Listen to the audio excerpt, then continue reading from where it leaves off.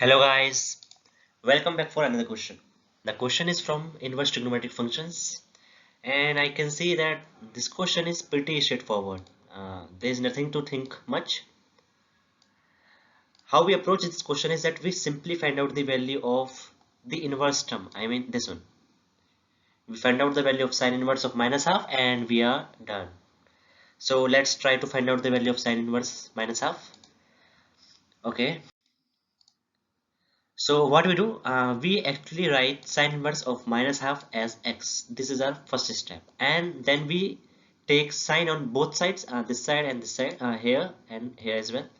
We take sine on both sides and we get something like sine x is equal to minus half.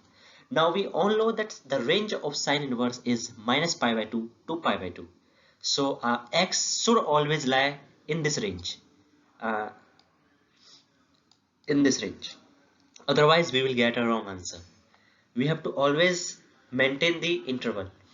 So we get sin x is equal to minus half, and we know that sine of minus pi by 6 is equal to minus half. You can see this from the sine curve. Let me draw it for you.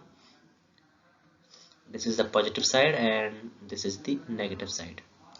So we just take the half part, minus pi by 2 to pi by 2. This is minus pi by 2 and this is pi by 2. So minus pi by 6 lies between minus pi by 2 to pi by 2, and sine of minus pi by 6 is equal to minus half.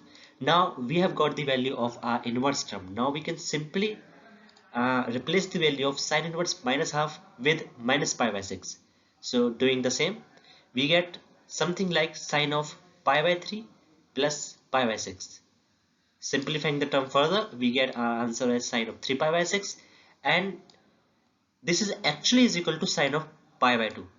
And from the graph we can see that sine of pi by 2 is equal to 1.